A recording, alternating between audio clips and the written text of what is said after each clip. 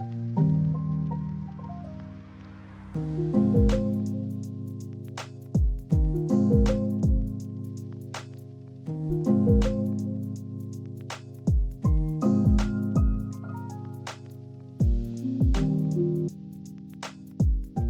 to the Ditzy Chicks with Jamie and Mary. I'm Jamie. I'm Mary. Me and my grandma used to, when I was a kid, watch like Ghost Adventures and Psychic Kids and anything that had to do with ghosts and the afterlife and stuff like that was strictly me and her thing. We watched it all the time. Yeah. She used to go into graveyards and take pictures at night, just to around try to and see. to see orbs. Mm-hmm. And she actually found some really cool stuff. And I had a lot of spooky experiences in her house specifically. And I mean, I just had a lot of ghost stories as a kid anyways. Yeah. I'm getting way too into about ghosts. I love spirits. I was actually thinking about one of my frequent visitors when I was a kid. Because I've been feeling like something's been watching me. Lately? Yeah. Me like too. Past like month or so. Me too, within the past week. Yep. I've been getting a really like who's here? Who's here? And when I was putting Jay down last night, I was walking around with her to rock her to sleep. And I just got this feeling, and I haven't thought about my tall man in forever. But I just had this feeling that my tall man was going to come back. Ooh. Which I don't like, because he's not harmful, and he's not inherently spooky because he just stands there. But he just comes at the most random times. Yeah. My mom and my grandma thinks that he visits when I'm experiencing change. The last time I genuinely saw him was right after me and Dylan moved into our apartment. And that's the last time I saw him. Before that was when I was 14, sleeping in my room, and he woke me up by taking a picture of me. Did I tell you about that? Yep. Yeah. You did. Anyways, I still find that freaky. You should go see a medium and see I what really he's all about. want to. I want to go see a medium too. The medium that I talked to, knew I was pregnant and knew the gender and everything, knew how many kids I was gonna. I want to go see her. So I've seen a lot of resources that other people have seen the tall man, but they call him the Hat Man because he wears. Is yours wearing a hat? Yeah. Oh. He wears a trench coat and like a cowboy hat almost is what it is. But it like you can't see that because he's just a dark figure. Yeah. But you can see the outline of what he's wearing. Everybody else calls him the Hat Man, but I called him the Tall Man because he was taller than my door frame, and he had to hunch down to walk through my door. And I've seen a lot of resources say that kids who have immense trauma when they're little see the Hat Man because he's like a form of consolement, I think. But I'm like, I didn't really very scary form. I didn't experience any trauma. Like the only thing that I could think of that would be even remotely trauma is how much removed. But that's not really traumatic. It's not traumatic to people who welcome moving through houses, but you might be a person that really needed to stay put and you couldn't, like, because you. And I'm that kind of person. I have to stay put where I'm at. I used to think that I was okay with moving, but I'm wondering how much of that is because we had to move so much, so I had to be okay with it. Because now that I'm with Dylan and I am able to stay in one place for longer, I'm noticing how much I actually really detest change. Yeah. I used to be like a person that does welcome change, but especially now that I'm working and Dylan's at home more, I have noticed how much anxiety I get if he says he's moving stuff around.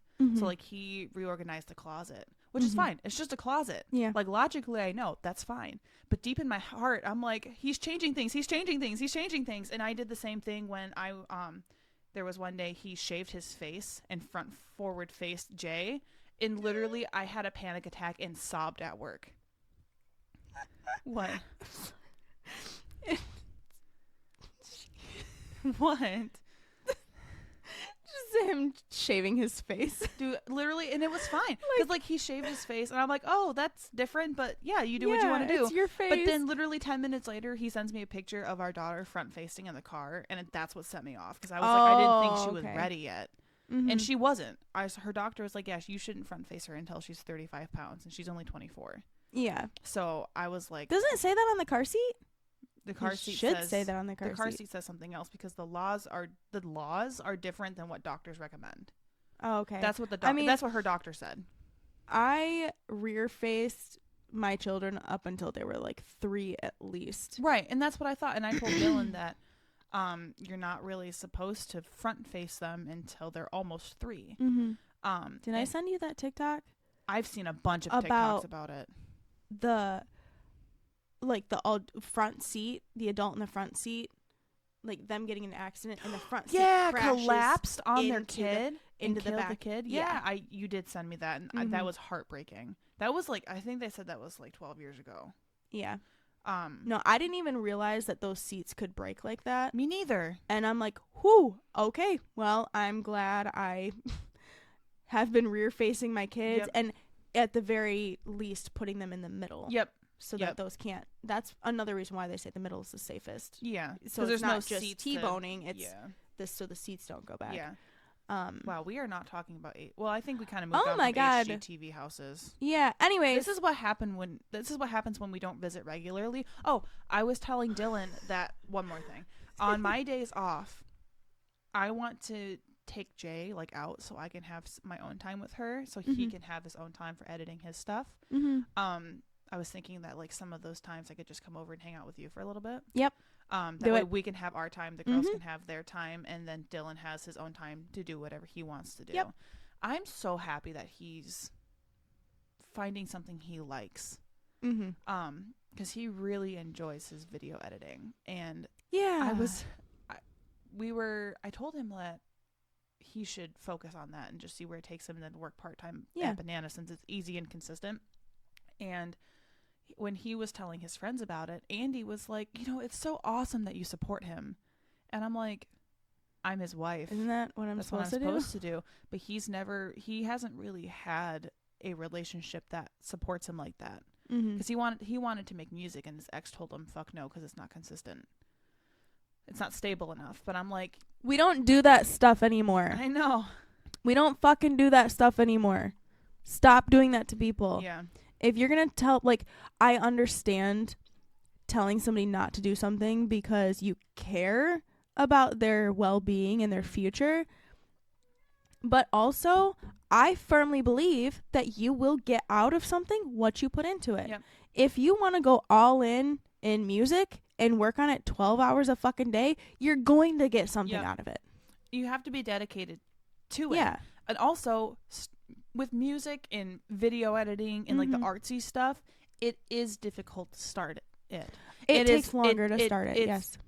It's immensely more difficult to start an artsy business than it is to start something. Well, because you can't make money immediately. Yeah. So it takes a lot of dedication, and it is in the beginning a side hustle. But once you get it established and it starts snowballing, that's when you can put all of your focus on it. Yep. But it's the starting. So you have, if you are two different perspectives. If you are in a relationship and you are the one that wants to start the artsy stuff, you really have to figure out if that person is going to be with you through all of it. And then in the inverse, you also can't put the financial load on that person too, right? Unless they agree. They're like, okay, yep, we've saved up money. Here's the portion that you can use for your dream that you want to follow, but here's the portion that stays to help for bills. For bills. But also, if you are the partner of the artsy person, if you don't support them, don't waste their time. Yeah. Oh, absolutely. Don't waste their time. And if you do support them, good for you. I've got no words for you. You're doing great. Let's look at Jim and Pam and Roy. Pam wanted to go to art school, and Roy said, no. Yeah. You shouldn't do that. And what did that do to Pam? It made her cry. It made her feel like she can't live her dreams that she'd always had as a kid. And then she got with Jim, and he's like, do it. Yeah. Go for it. That sounds fun. Yeah. Whether you like take off with it or not, do it. You need to take a chance on yourself. It's at least an experience. Like, if it doesn't go anywhere, you at least got to experience it and just get a taste for it, you know? You didn't miss out on anything. Where it's like, if you don't try, you'll never know. Yeah. And what's worse, never trying and not knowing, or trying and knowing? Yeah. You know?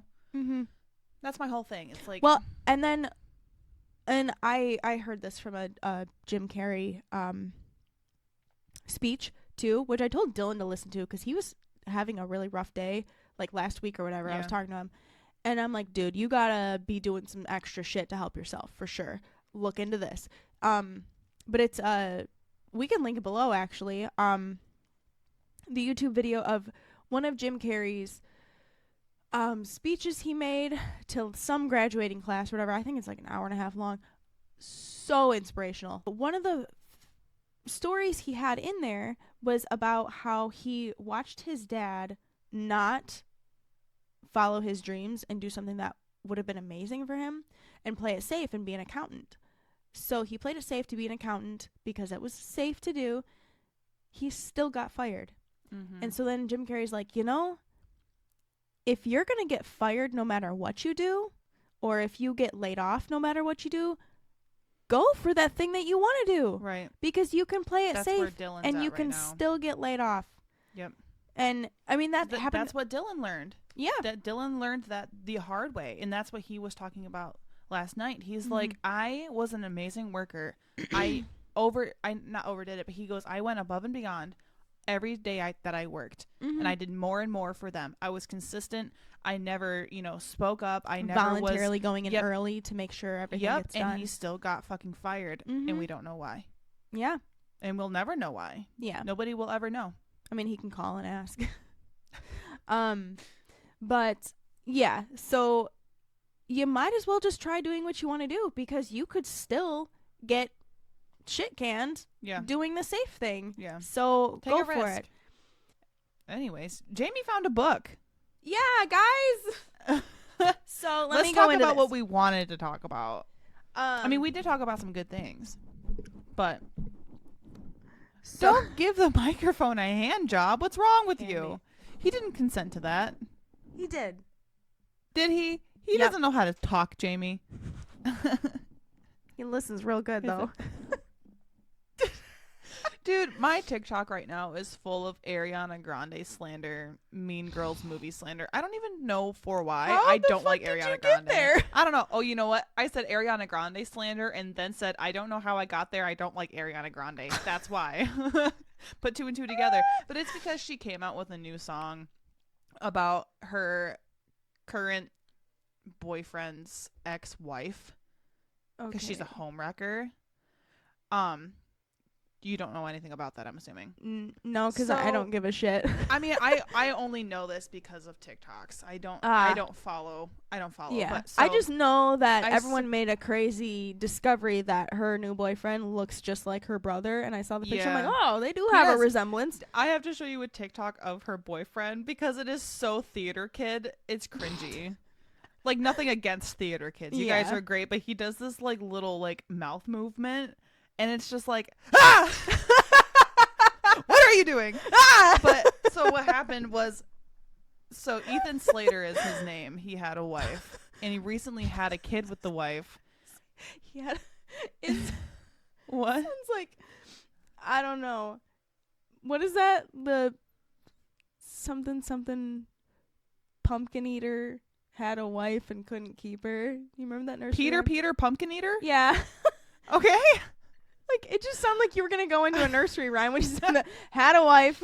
Ethan Slater had a wife.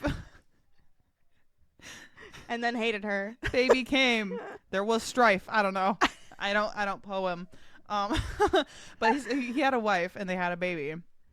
And there's a picture of Ariana Grande holding the baby when they were still together. And then all of a sudden he leaves his wife for Ariana Grande.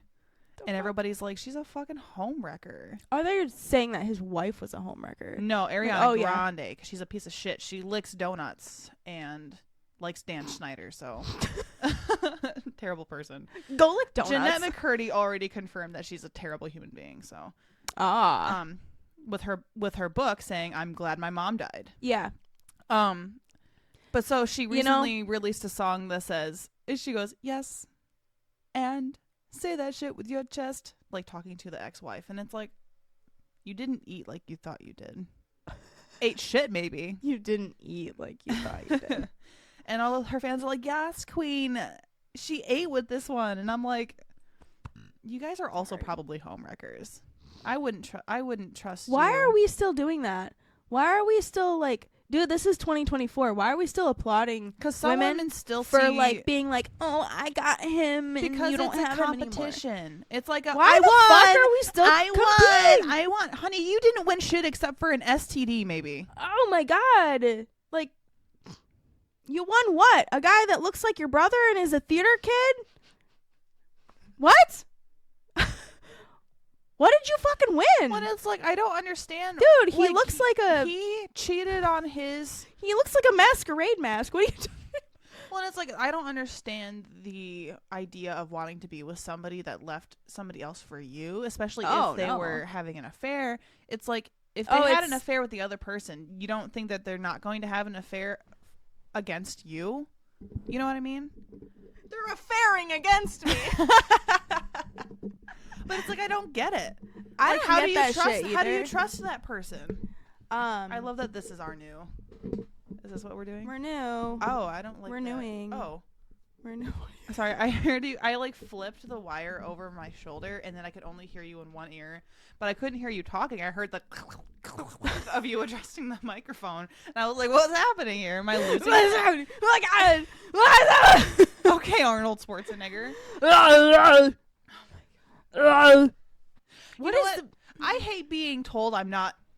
We're gonna switch spots here. Fuck you, Mary. Uh-oh. I just want to be like you. Oh, stinky. Of course you want to be like me. Fuck I'm a Leo outta here. rising. Get the fuck out of here. And my Venus says, "I'm just loving you by copying you." Which ties into me. What I was going to say was, I hate people telling me that I'm too much. Yeah. I'm not going to be less for you. Yeah. Like you're very Sagittarius. I know. Well, it's like, I take up all the space. Don't fucking tell me to get smaller, you prick. Literally, I am Jupiter. I hate that most, like 3/4 of my birth chart are the biggest planets in the solar system. Yeah. Uranus, you're meant to take Jupiter, up space. And the sun. Yeah. And the sun. And the sun. But it's like, recently people have been like, "You're too loud," and I'm like, maybe you're too quiet. Maybe you have you're too much just energy. triggered by my. If I'm too loud, fucking put some headphones on or go fucking over there. Then I'm too goddamn loud for you. Go get quiet over there. You're gonna have to rip out my vocal cords, cause dude, my friend that I told you about. If I'm quiet, there is a problem, and you need to be worried. Yeah. My friend that I told you about. Her daughter is my friend that's a Sagittarius. Who is like super, I guess, crunchy, and crunchy's apparently a bad thing. Granola, like a granola person, yeah. Why is that a bad thing? Why are people making fun of crunchy people? I don't understand. I think it depends on the intensity of the crunch. Yeah, but she's a Sagittarius, so she's like all about it. She's like, yeah. All my little ducks are gonna be crunchy with me. Like we're gonna do this because we care about our future, and I want you to be the healthiest body, mind, soul. Children you can be. And she's a teacher. Ninth house. But a teacher for children because her Jupiter is in her 5th house.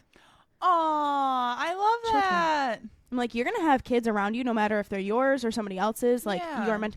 And she wants to start, or she's trying to start a school, like a homeschool thing with another chick, but it's gonna be like a homeschool thing, and I'm like, this is so sweet. I love this so much. You and I wanted to do, but with our own kids when I was a stay-at-home mom, which I will mourn.